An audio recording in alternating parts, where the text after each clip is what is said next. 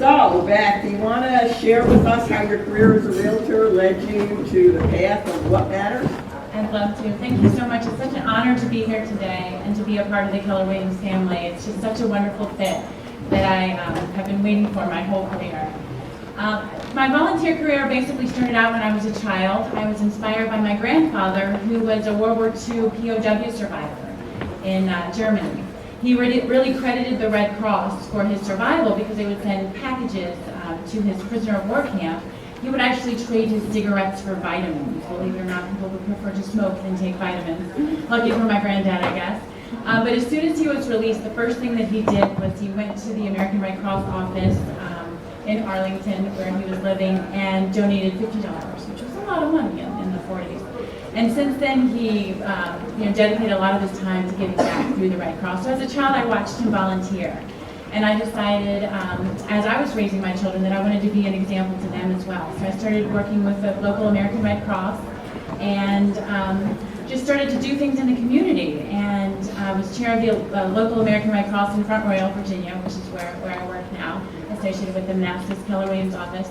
And after working with the Red Cross, getting involved in the community, I had an opportunity to do a United Way Day of Care. And I'll never forget this moment. I was weeding in someone's yard, and I just happened, we just were talking as you're doing these things like Red Day, very much like Red Day, and someone said they wanted to sell their house. Maybe I could come by next week and chat with them. And I thought, okay, this is kind of weird. I'm doing business. I'm supposed to be just volunteering, but all right. And I actually sold their house and made thousands of dollars from digging in the weeds, doing some good for United Way. So I decided, wow, my primary nonprofit work to that point had been fundraising and leading organizations in that way. But at that moment when I was like, I just made thousands of dollars from this nonprofit event, I started to become a giver. And I started to give more generously. And every time I would do something, I would give a little more and give a little more. It became this wonderful, wonderful cycle. And I think it's an opportunity that we have so much as realtors to be able to use that in our connection in the community. And it's just this win-win cycle that, you don't give something in order to sell a house, but it just works that way. And I haven't had to really reach out for real estate leads in a decade because of that work in the nonprofit world. So as it all evolved, it turned into something just so wonderful. And you had a long-standing dream to have a space in your community on historic downtown Main Street, Front Royal, didn't you? I did. So one of my jogging spots was down Main Street in Front Royal. It's a really charming, small little street. And I remember one time I was jogging when I was United Way campaign chair for about 5 years. And I thought, wouldn't it be something if I was raising money for my own nonprofit one day? It was like a fleeting thought, but I remember it. And so something that evolved, I had a boutique real estate company right before I joined Keller Williams. I left Weichert Realtors after over a decade. Everybody said, you should open up your own real estate company. And I was miserable from day one because I loved listing properties, and I kind of worked myself out of my favorite job because you can't really be in people's homes to open up their closets if you're trying to run office meetings and that sort. So, and I don't believe in dual agency, so that was a really conflict. I couldn't really list properties and have one of my buyer's agents write a contract. So my CEO, I hired a CEO to help run this boutique real estate company, and a space on Main Street became available. And it was going to be a real estate satellite office for our agents, because we had a spot just about a block from Main Street. And so we wanted this Main Street presence, or my CEO did. But I secretly had other plans for the space, and it's evolved now since my joining with Keller Williams, and a little bit before that, into a community meeting space. So it's this beautiful place on Main Street. It's a really open space. It has a meeting table. I have like a Keurig and set up for people to have meetings. The Humane Society has their meetings there, some different clubs. People have Bible studies there. It's a free place for people to come and meet. Because as you know, being involved in the nonprofit world, it's sometimes hard. You have to book a place in a restaurant, and then people have to buy food, and it's obligatory. This place is right next to our coffee shop, and there's actually a door that they can feed in, so people can get refreshments if they like. So it's been a real blessing to be able to provide that to the community. And how did the community get to know about all this? So it's funny, so I've always loved video, ever since my dad brought home one of those old school video cameras, from the 80s. And I did a recycling video for my 6th grade science project, and I've always loved video, so it's kind of come full circle. I started back in the day, I remember the Northern Virginia Daily did an article that I was doing virtual tours. You guys remember virtual tours where it's just like a moving picture? It's not, can you remember those days? So I started to do the Realtor.com tours where I would just film the houses and that sort. And one time a friend of mine said, why don't I film you giving like a tour of the house? So I started doing real estate tours. I'm like, here's the kitchen, and I'm just blabbing on about things. As you can see, I can ramble on about anything. And so I would go through the house, and then we decided to do something called Town Tip Thursday. So this is something I encourage you to do if you like videos and if you're on social media. So we would pick a business or an event or a cause or something, and we would do a little interview every Thursday and put it on Facebook and try to promote it. Well, that's evolved into, I'm kind of like the town's pretend reporter. Say I'm a pretend reporter. I have a karaoke machine, a microphone that isn't a real microphone. I taped my business cards to the front of it, and I have a lavalier microphone. So I'm like, when I'm interviewing people, like, don't grab the microphone because it's a fake, and it's pink. And so I interview people, and when like organizations are having races or fundraisers, or when a business is having something they want to promote, they have me do these interviews, and I have a partnership with our local online newspaper, and they're published there. So that's how I spread the word about the space and different events there. And it's a great way too. People see you in the news, and it's a great way to also parlay that into business. So if anybody has an interest in talking about how to do that in your communities, I'd love to talk. So who uses the space? So the space, so there's church groups. One time this church was renting it, and again, it's a free rental, although people are starting to make donations because they're learning about my work in Africa, which we'll talk about soon, and they're sending donations. I actually had somebody contact me and say they'd like to have a baby shower there, and they'd love to make a donation to Africa. I'm like, sure, it's free. So I have an online booking software program, and everything from Bible studies to a really, really poignant gathering that we had there. Warren County, I don't know if you've learned in the news, we're going through a lot with the Economic Development Authority scandal and FBI, and our sheriff actually committed suicide a couple weeks ago. It's been an absolute tragedy to our hometown. So this happened when I was at a conference in Portugal that I go to for my What Matters initiatives, and so I decided to have a conversation of hope. I didn't really know what to do, but there are a lot of the leaders in my community who were talking about, what do we do? Like, how do you build out of this? So I had an hour-long gathering. About 30 people came to this open house space, is what I call it. And we just talked about positive things about our community. We didn't talk about the gossip or pointing fingers. We just all shared why we love our community. So that's kind of what the space is for. It's a place for people to gather and support our community. That's awesome. So when I first met you, you had your own little brokerage. What made you decide to join Keller Williams? Well, Keller Williams, it's so funny. I was a flight attendant after college, and I loved to travel. And I remember one time I was on a flight, and there was a flight attendant there reading a red book. And that was my first introduction to the world of real estate. Of course, you know what that red book was, The Millionaire Real Estate Agent. And it was Kim Zoller, who's associated with the Manassas office before she moved. So she was reading this book, and it wasn't long after that the terrible September 11th tragedies happened. And because I was a young flight attendant on the totem pole there, I was furloughed because they laid off a lot of flight attendants. And so everyone said, what are you going to do? You're not flying. Are you going to actually use your college degree now and get a real job instead of a flight attendant? I didn't want to. And my in-laws at the time had offered to sell us the home that we were renting. So I thought, well, you know what? I will take my real estate course online. It'll give me something to tell people that I'm doing, and it will educate me, and I want to buy the house. So I was the first agent, actually, this is 2002, to get my real estate license online at the Realtor Association of Realtors. So kind of claim to fame there. But that was before licensing was online. Online was popular. Doing it on dial-up mode, and that was interesting. So I actually joined with Whitehair because they were local. But then I remember I had this real estate brokerage. As I mentioned, I was miserable because I'm not one to like to run meetings and be in charge of other people. I'm kind of a little bit of a control freak. So I was really miserable, and I just, as soon as we opened up the brokerage, I realized I didn't want it. And I went to therapy, business coaches, you name it, to try to make it work. And one day it was like a Tuesday, a random Tuesday. I was at home, I was crying, I got in bed, and I thought, oh my gosh, I'm totally depressed now. What am I going to do? Like, I've never been in bed crying on a Tuesday. And I said this prayer, and I was like, God, please help me. I really, really need your help. of course, we all say that and we mean it, but when you really, really mean it, that's when God's like, okay, I got you.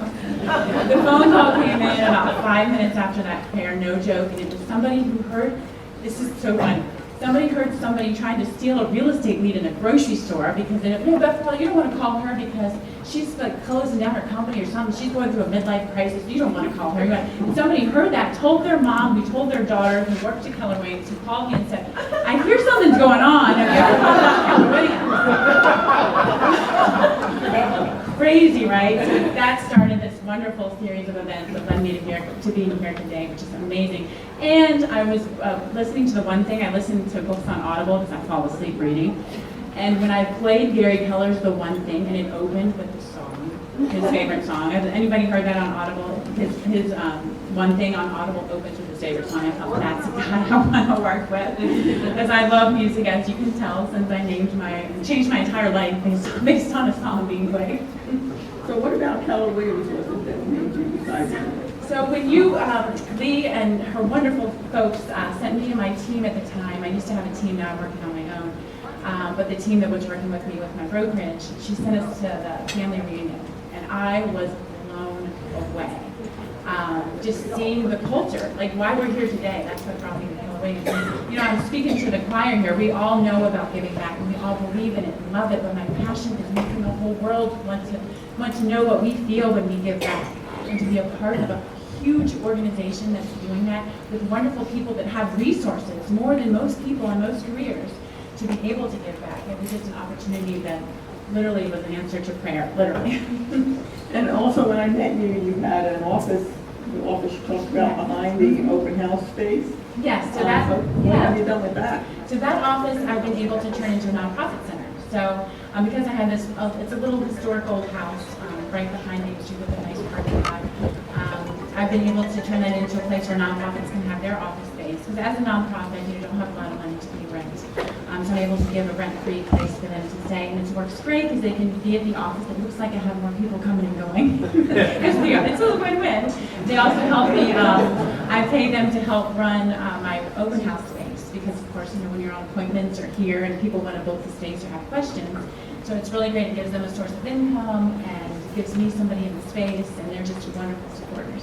And I understand the cost of that is over $20,000 a year, and you fund it entirely with your real estate income? So it's, I don't know how it happens, but I've just been really, really blessed to be able to sell enough houses to make it work. And again, I think that it's that thing, you know, like God's going to let me sell a house because He knows I'm going to try to get the money where it needs to go. And I'm just so blessed to be a part of a career that enables me to do that, and to have the word of mouth in the community that supports it. And Beth is the #1 listing agent in her area. She's not going to tell you that, but I will.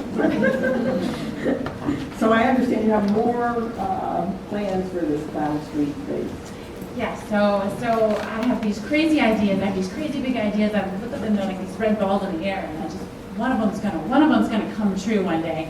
So one of my big ideas is called the Shout Out, and it's I have, and also Dollar Dream Download. So I have what my passion is. You know, I haven't had to go through tragedies like these folks. You know, I haven't had to suffer like so many people have, and I think it's in my gratitude for having so many blessings and having just this life that I've just been so blessed with, that I want to help people like them, like that have causes that they're passionate about. My passion is fundraising and helping people get the funds that they need for their causes and spreading awareness about the causes. So that's what Matters is really about. Is I just hear everything and I want to do a video to promote it, or I want to brainstorm about how they can fundraise. I'm just like so fired up about it. It's just the biggest blessing because I can see it manifest in helping people spread the word about what they've donated. So can you tell us some of the causes that you've raised funds for? So I started giving scholarships at your local high school. That's something really easy that's really doesn't take a lot of time if you guys want to get started. I just give a $500 scholarship. I actually just write a check. It doesn't really have that much criteria. And what they do is they write an essay about what growing up in my hometown has meant to them. So back when I was like really building my real estate business, I would print the essay in the paper, you know, write a press release about what it was and that sort. So all these little things that you can do if you want to just take a step to get involved and also have some marketing on the side. So that's something that I've done since I was pregnant with my son, who's now in high school. I remember the first day I gave the scholarship, one day this kid is going to be in high school, And that happened this year, actually. That's awesome. So there are lots of different things that I like to do that I won't bore you with, but what I'd like to encourage you is just to find something that you're passionate about, and just start with something small, and spread the word about it. I really believe in fundraising matches too. I think that's a really powerful way that we as realtors especially, who, $500 isn't as hard to come up with as it is for some people in careers, to do matches. So whenever I have a donation to make, it started out with United Way when we'd have like a $100,000 campaign goal, and we'd be like 5,000 out of reach from the goal. I'm like, we're at a big goal. So I'd like do $2,500 matches to get the 5,000. So if you think about that sort of thing, by doing a match, you can double your money.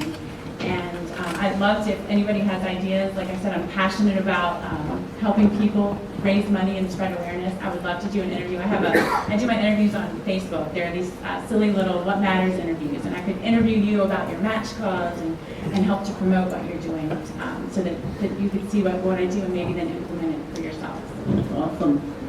And as if that's not enough, what you've done in your community, you've kind of expanded globally now, haven't you? I have. It's so funny. So when I worked for United Way as campaign chair, I would make a pledge, and I would go to schools and I would say, please donate to United Way. I will make sure your money stays right here in Warren County where we need it. And now I go to these same places and I say, I will make sure not 1 cent stays in Warren County. We don't need it. Of course we need it, and I still believe you have to support your home community, so I try to balance it. But through this random Facebook connection, I've started to do work in Uganda with this wonderful man who has dedicated his life to giving back to kids like he was. He grew up in the slums of Kampala, Uganda, worked his way out of poverty by learning to sing and dance in the shadows of his neighbor's house who actually had electricity. So their little lights would shine. He didn't have electricity, and he would dance in the shadows and sing Michael Jackson songs because he loved Michael Jackson. And he became this amazing dancer and singer. And so it's developed into this wonderful partnership. He has a non-government organization, NGO, in Uganda called Light Up Life Foundations. And so in December of 2017, after we started corresponding and I started to support him a bit online, just sending him donations here and there, I wanted to go to Africa and meet this guy and see what he's doing to make sure that it's as legitimate and as amazing as what it appeared to be. So can we take a moment to show them a little bit about Herbie?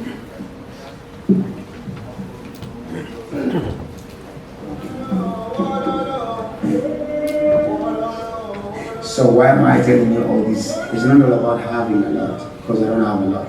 When I was growing up, I needed $1 to survive. And up to today, there are people who need $1 to survive.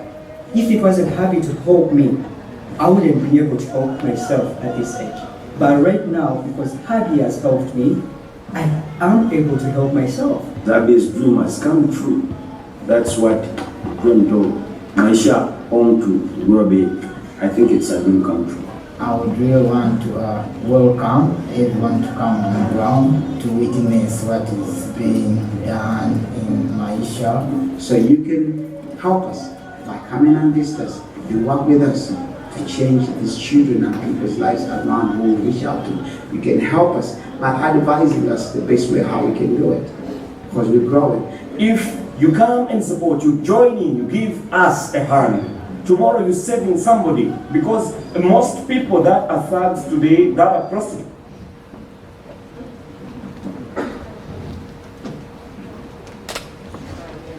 So that's a little bit about Herbie. So, like I said, I've started going there and I've started to do fundraising matches to raise money to support him. And so my community in Port Royal has kind of adopted the children of the Maisha home, and we decided to do an outreach in a remote village called Bunyade and build a school there. So it's just been this amazing thing that's like transformed, and it's just like you're on this path. That's what my fundraiser, my company's called What Matters, and the song is about what matters is your heart. And I believe if you just look into your heart and like find something that you're passionate about and just take one little step, then the rest will just start unfolding before you. So I encourage you all to do that, and I'm sure you already are. But sometimes, like, you think things are crazy, these ideas, like I went to Africa to meet this strange man that I've never, my family thought I was crazy. But it's sometimes those crazy, bold decisions that you make that can end up bringing you so much joy. So this group, my project I haven't really talked about that I'm going to be launching this year, it's called Dollar Dream Download.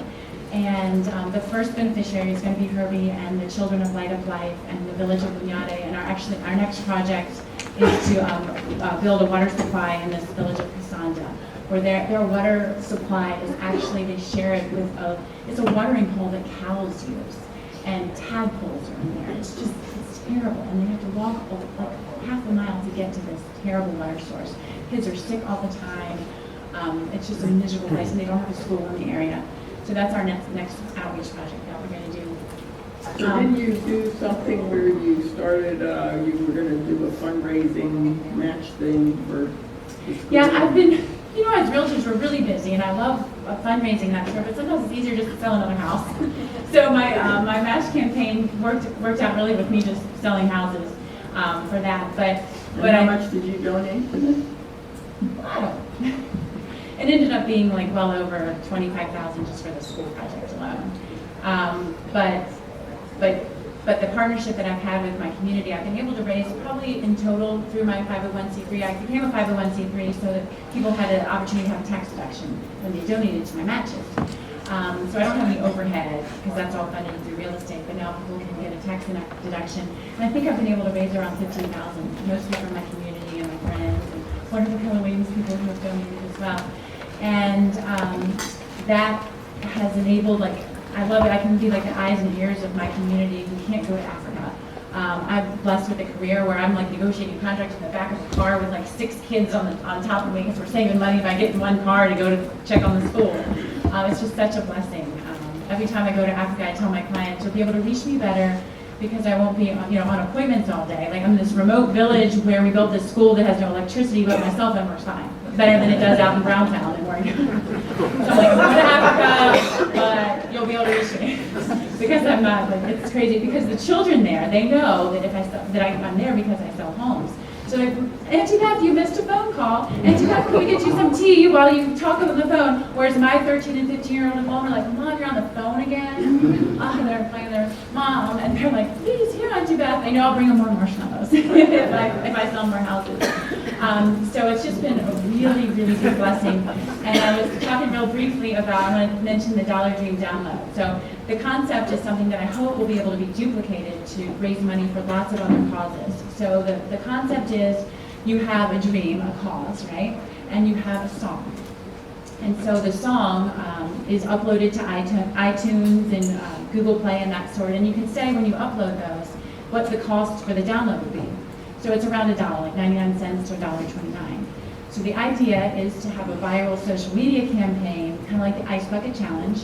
And the song, I need 1 million people to download the song, and then that will make, not quite 1 million, of course there's fees involved in the iTunes people, but will raise about $1 million for the cause. So it's called Dollar Dream Download. So there's a dream cause when there's a song that's downloaded. Right now, the very first Dollar Dream download I'm working on getting ready to launch is a song that I actually wrote the lyrics to. It's called What Matters Is Your Heart. So since my nonprofit is named after my favorite song, I wanted to have a theme song for my nonprofit because I love music so much. So I think we have a little clip of that, don't we?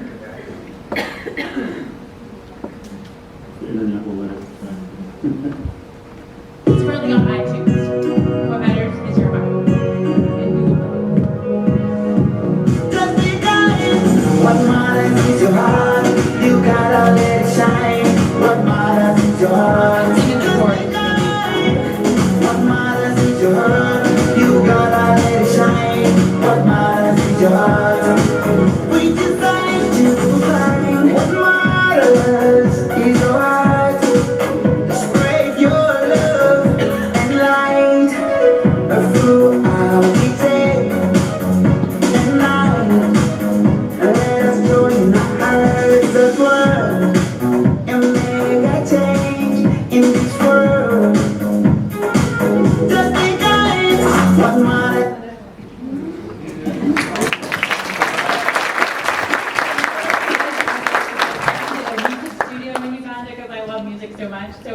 So Herbie, the guy that you saw in the video, he records songs, and that's how he funds his nonprofit work. He actually won Norway's Youth Ambassador of the Year Award in 2012 for his work with kids. So he goes around to elementary schools, he sings and dances and tells his story about working his way out of poverty. And so now he has music studio equipment so that when we go back to Uganda, we can record. And it gives the children and other people hope to be able to record music too, because that's a really big thing over there. So, and as if all that isn't enough, I understand now you're writing a book. Slowly. But I have this theory that people that are happiest in the world, there's like two different tracks of people, right, that are really making a difference and really feeling like they're on their calling and at peace with their life. That's people who have had to overcome tragedy, right? You are passionate, you get up every day, and you know you're making a difference, and you feel good about your life because you've had to overcome tragedy. Like this guy Herbie, like he couldn't find $1 to feed his family some days. So he's really going to give back because he knows what it was like. And then there are people like me who haven't, as I said, had to really go through much of anything that would be on the tragic level. But people like me, what we had to do was overcome our abundance. I think and that's my book's title, is Overcoming Abundance. That was easy the domain name for that was overcomingabundance.com was like 99 cents, because who's gonna, overcoming abundance, that really doesn't make sense, right? So that was the best, I buy domain names when I have these crazy ideas, that was the cheapest one. But it's true, think about it, right? There's so many people walking around in this world, they're going to therapy, they're taking antidepressants, because they're just happy enough, right? They should be happy, that's how I was. Like I had the American dream of a successful real estate company, of a family, like no tragedies, I was debt-free, a retirement account, everything. I should be happy. I'd sit on my therapist's couch and cry, my life is perfect. And she would say, obviously it's not. And I think there's so many people that, we don't want to walk away from what should be. We should be happy, should be, right? But you have to step away from that abundance, step away from that okay life. It's pretty good to get into the life that you're meant to live. You have to look into your heart and follow your heart and listen to where it's calling you, even when it doesn't make sense, even if it involves you walking away from your abundance. I went through divorce, took down company,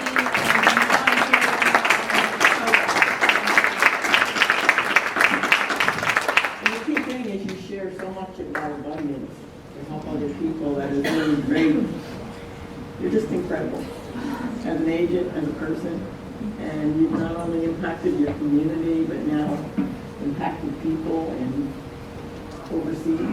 It's just amazing. So we'd like to let you know how much we appreciate what you're doing and how blessed we are to have you in our company and on our stage. You accept this program. I appreciate it.